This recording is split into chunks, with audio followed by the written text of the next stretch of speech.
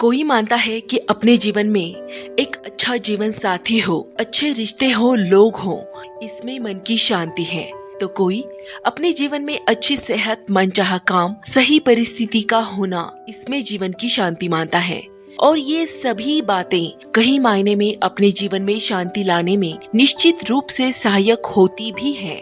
लेकिन यह सब सभी को क्या मिल पाता भी है? तो चलिए जीवन की सच्चाई और सच्ची शांति क्या है ये भी जाने कुछ आसान अंदाज में। एक राजा था जिसे कला से, पेंटिंग से बहुत प्यार था। एक बार उसने घोषणा की, अनाउंसमेंट करी कि जो कोई भी उसे एक ऐसी पेंटिंग बना कर देगा जो मन के शांति को दर्शाती हो तो उसे मुंह मांगा इनाम दिया जाएगा।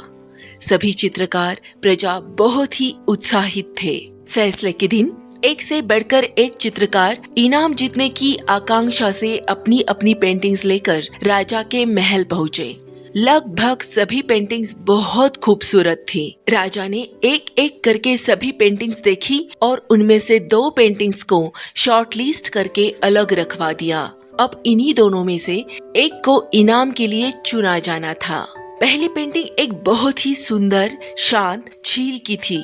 उस झील का पानी इतना साफ था कि उसके अंदर की सतह तक नजर आ रही थी और उसके आसपास मौजूद हिमखंडों की छवि उस पर ऐसे उभर आ रही थी मानो कोई दर्पण रखा हो। ऊपर की ओर नीला आसमान था जिसमें रुई की गोलों के समान सफेद बादल तैर रहे थे। जो कोई भी इस पेंटिंग को देखता उसको यही लगता कि शांति को दर्शाने के लिए इससे अच्छी पेंटिंग हो ही नहीं सकती। और दूसरी पेंटिंग में वीरान पहाड़ थे और इन पहाड़ों के ऊपर घने गरजते बादल थे जिनमें बिजलियां चमक रही थी। घनघोर वर्षा होने से नदी उफान पर थी।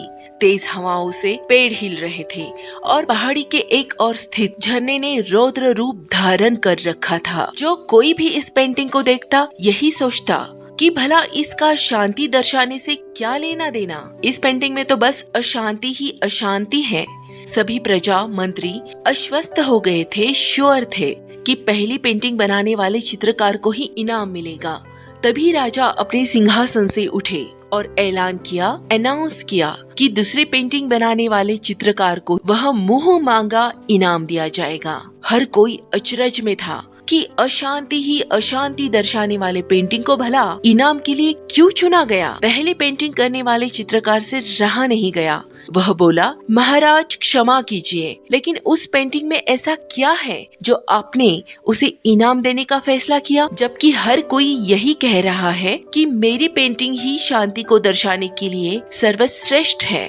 इस पर राजा ने कहा कि पहली पेंटिंग बहुत खूबसूरत है, लेकिन एक बार दूसरी वाली पेंटिंग को ध्यान से देखो। यह चित्र में आंधी है, तूफान है, नदी को उफान आया हुआ है और बिजली कड़क रही है, जिसे निश्चित रूप से अशांति प्रतीत होती है।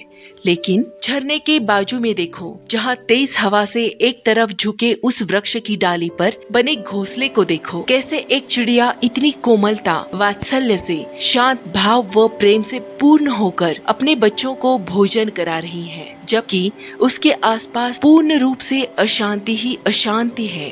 असली शांति का मतलब यह नहीं है कि बाहर सब कुछ शांत तब हम शांत, क्योंकि यह क्षणिक है और यह असंभव है कि हमेशा हमारी इच्छा अनुसार बाहरी परिस्थिति हमारे काबू में हो, हमारी इच्छा अनुसार हो। या फिर शांत होने का मतलब कि आपके जीवन में अच्छे सच्चे रिश्ते हो और लोग हो। आप ऐसे स्थिति में हो जहाँ कोई शोर ना हो, कड़ी मेहनत, कोई समस्या न हो और जहाँ आपकी कोई परीक्षा न हो।